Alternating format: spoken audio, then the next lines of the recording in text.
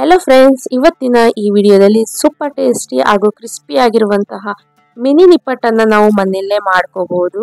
ಯಾವ ರೀತಿಯಾಗಿ ಮಾಡಬೇಕು ಅಂತ ಹೇಳ್ಕೊಡ್ತೀನಿ. ಎಲ್ಲೂ ಸಹ ವಿಡಿಯೋನ ಸ್ಕಿಪ್ ಮಾಡಕ್ಕೆ ಹೋಗಬೇಡಿ.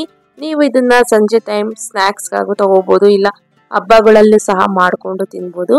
ಬನ್ನಿ ನವರಾತ್ರಿ ಹಬ್ಬಕ್ಕೆ ಮಾಡ್ಕೊಳ್ಳಿ, ತುಂಬಾನೇ ಚೆನ್ನಾಗಿರುತ್ತೆ. ಮೊದಲಿಗೆ ಒಂದು ಬೇಸನ್ ನಲ್ಲಿ 3 ಕಪ್ ಅಷ್ಟು ಅಕ್ಕಿ ಹಿಟ್ಟನ್ನ ತಗೊಂತಾ ಇದ್ದೀನಿ. ನಂತರ ಇದಕ್ಕೆ 1 ಕಪ್ ಅಷ್ಟು ಕಡಲೆ ಬೀಜನ ಹುರಿದುಕೊಂಡು ಇದನ್ನ ನೋಡ್ತಾ ಇರಬಹುದು, ಸಿಪ್ಪೆಯನ್ನೆಲ್ಲ ತೆಗಿತಾ ಇದ್ದೀನಿ. ಈಗ ಇದನ್ನ ಒಂದು ಮಿಕ್ಸಿ ಗ್ರೈಂಡರ್ ಅಲ್ಲಿ ಹಾಕಿ ಗ್ರೈಂಡ್ ಮಾಡ್ಕೊತಾ ಇದ್ದೀನಿ. ಈಗ ತರತರಿಯಾಗಿ ಇದನ್ನ ಗ್ರೈಂಡ್ ಮಾಡ್ಕೋಬೇಕಾಗುತ್ತೆ. ಈಗ ಇದನ್ನ ಅದೇ ಬೇಸನ್ ಅಲ್ಲಿ ಹಾಕೊಂಡು ಇದಕ್ಕೆ ರುಚಿಗೆ ತಕ್ಕಷ್ಟು ಉಪ್ಪನ್ನ ಆಡ್ ಮಾಡ್ಕೊಳ್ಳಿ. ನಂತರ ಇದಕ್ಕೆ 2 ಸ್ಪೂನ್ ಅಷ್ಟು ಖಾರದ ಪುಡಿಯನ್ನ ಹಾಕೊಂತಾ ಇದ್ದೀನಿ. ಹಾಗೆ ಸಣ್ಣಗೆ ಕಟ್ ಮಾಡ್ಕೊಂಡಿರುವಂತಹ ಕರಿಬೇವು, 1 ಸ್ಪೂನ್ ಅಷ್ಟು ಜೀರಿಗೆ, ಎಲ್ಲವನ್ನು ಹಾಕಿ ಒಮ್ಮೆ ಚೆನ್ನಾಗಿ ಮಿಕ್ಸ್ ಮಾಡ್ಕೊಳ್ಳಿ. ನಾನಿಲ್ಲಿ 1 ಸ್ಪೂನಿನ ಸಹಾಯದಿಂದ ಮಿಕ್ಸ್ ಮಾಡ್ಕೊತಾ ಇದ್ದೀನಿ. ನಂತರ ಇದಕ್ಕೆ ನಾನು ಈಗಾಗಲೇ ಕಾಯಿಸಿಟ್ಕೊಂಡಿರುವಂತಹ 4 ರಿಂದ 5 ಸ್ಪೂನ್ ಅಷ್ಟು ಎಣ್ಣೆಯನ್ನ ಆಡ್ ಮಾಡ್ಕೊತಾ ಇದ್ದೀನಿ. ಎಣ್ಣೆ ಬಿಸಿ ಇರುತ್ತೆ, ಒಂದೇ ಸತಿ ಮಿಕ್ಸ್ ಮಾಡಕ್ಕೆ ಹೋಗಬೇಡಿ ಕೈಯಲ್ಲಿ. ಈ ರೀತಿಯಾಗಿ ಸ್ಪೂನಿನ ಸಹಾಯದಿಂದ ಮಿಕ್ಸ್ ಮಾಡಿ ನಂತರ ಕೈಯಿಂದ ಚೆನ್ನಾಗಿ ಮಿಕ್ಸ್ ಮಾಡ್ಕೋಬೇಕಾಗುತ್ತೆ. ಈ ರೀತಿಯಾಗಿ ಚೆನ್ನಾಗಿ ಮಿಕ್ಸ್ ಮಾಡಿದ ನಂತರ ಕೈಯಲ್ಲಿ ಹಿಡಿದ್ರೆ ನಿಮಗೆ ಈ ರೀತಿಯಾಗಿ ಒಂದು ಉಂಡೆ ಶೇಪ್ ಬರಬೇಕು. ಆ ರೀತಿಯಾಗಿ ಬಂದರೆ ನಿಮಗೆ ನಿಪ್ಪಟ್ಟು ತುಂಬಾನೇ ಕ್ರಿಸ್ಪಿಯಾಗಿ ಬರುತ್ತೆ. ಈ ರೀತಿಯಾಗಿ ಬಂದಿಲ್ಲ ಅಂದರೆ ಮತ್ತೆ 1-2 ಸ್ಪೂನ್ ಅಷ್ಟು ಎಣ್ಣೆಯನ್ನ ಕಾಯಿಸ್ಬಿಟ್ಟು ಹಾಕ್ಕೊಂಡು ಮಾಡ್ಕೋಬೇಕಾಗುತ್ತೆ. ನಂತರ ಇದಕ್ಕೆ ಸ್ವಲ್ಪನೇ ತಣ್ಣೀರನ್ನ ಮಿಕ್ಸ್ ಮಾಡ್ಕೊತಾ ಕಲಿಸ್ಕೊಳ್ಳಿ. ನಾರ್ಮಲ್ ನೀವು ಚಪಾತಿ ಹಿಟ್ಟೆಲ್ಲ ಕಲಿಸ್ತೀರಲ್ಲ, ಅದಕ್ಕೆ ಕಲಿಸ್ಕೋಬೇಕಾಗುತ್ತೆ.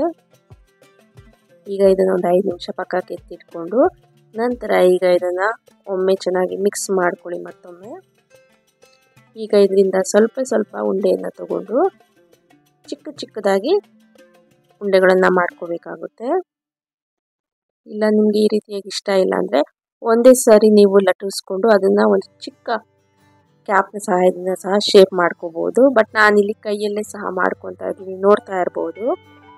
ನನಗೆ ಈ ರೀತಿಯಾಗಿ ಮಾಡ್ಕೊಳೋದೇ ತುಂಬ ಈಸಿ ಅನ್ನಿಸ್ತು. ಇದೇ ರೀತಿಯಾಗಿ ನೀವು ಎಲ್ಲವನ್ನು ಸಹ ಮಾಡ್ಕೋಬಹುದು, ಬಹಳನೇ ಬೇಗನೂ ಆಗುತ್ತೆ ಈ ರೀತಿಯಾಗಿ ಮಾಡ್ಕೊಳೋದ್ರಿಂದ.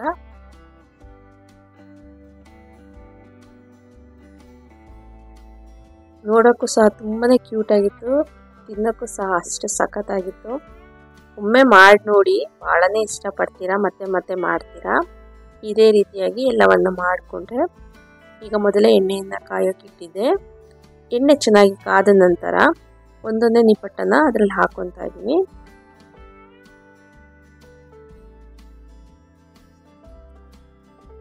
ನೋಡಿ, ಎಲ್ಲ ನಿಪ್ಪಟ್ಟು ಹಾಕಾದ್ಮೇಲೆ ಒಮ್ಮೆ ಈ ರೀತಿಯಾಗಿ ಮಗ್ಚಾಕ್ಬೇಕಾಗುತ್ತೆ. ನೀವು ಹಾಕಿದ ತಕ್ಷಣ ಎಣ್ಣೆಯಲ್ಲಿ ಸ್ಪೂನನ್ನು ಇಡಕ್ಕೆ ಹೋಗಬೇಡಿ.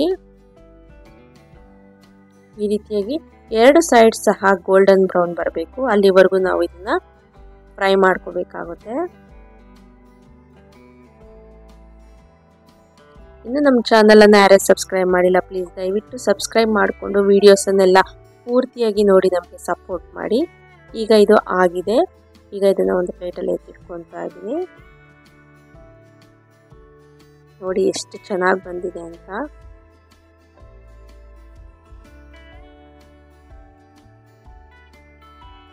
ನೀವು ಸಹ ಒಮ್ಮೆ ಟ್ರೈ ಮಾಡಿ ನೋಡಿ, ಹೇಗೆ ಬಂತು ಅಂತ ನಮಗೆ ಕಮೆಂಟ್ ಮೂಲಕ ತಿಳಿಸಿ. ಈ ವಿಡಿಯೋ ಇಷ್ಟ ಆಗಿದೆ ಅಂತ ಅಂದ್ಕೊತೀನಿ. ಎಲ್ಲರಿಗೂ ತುಂಬ ಥ್ಯಾಂಕ್ಸ್.